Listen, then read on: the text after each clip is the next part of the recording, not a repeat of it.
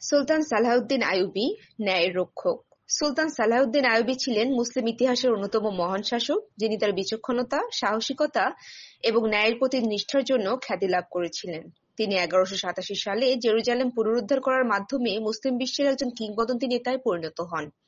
একবার সুলতান সালাহউদ্দিন একটি যুদ্ধের সময় এক চিত্রকর্মীকে তার সেবায় নিয়োগ দেন। চিত্রকর্মীটি তার কাজ খুব সুন্দরভাবে শুরু করে, কিন্তু একদিন এক সেনা সদস্য তার শিল্পকর্মটি নষ্ট করে ফেলে। চিত্রকর্মী খুব দুঃখিত হয়ে সুলতান সালাহউদ্দিনের কাছে অভিযোগ জানায়। সুলতান সালাহউদ্দিন তাকে সান্ত্বনা দেন এবং বলেন, যুদ্ধের মধ্যে এমন ঘটনা ঘটতে পারে, তবে ন্যায় বিচার ও খোদার হুকুমের প্রতি আমাদের সবার শ্রদ্ধা থাকা উচিত। আমি সেটাকে শাস্তি দেব না, তবে আমি তার কাছে ক্ষমা প্রার্থনা করব এবং চিত্রকর্মীকে একটি নতুন সুযোগ দেব। তার এই দৃঢ় মনোভাব ও বিচক্ষণতা সবার মাঝে ন্যায়ের প্রতি আস্থা সৃষ্টি করেছিল। সালাহউদ্দিন জানতেন যে শাসক হিসেবে তার দায়িত্ব শুধু যুদ্ধ বা শাসন নয়, বরং ন্যায় বিচার প্রতিষ্ঠা এবং জনগণের কল্যাণ নিশ্চিত করা।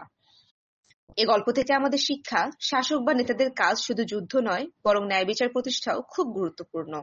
প্রতিটি ঘটনা বা সমস্যায় বিচক্ষণতা এবং সহানুভূতির প্রমাণ দেওয়া উচিত।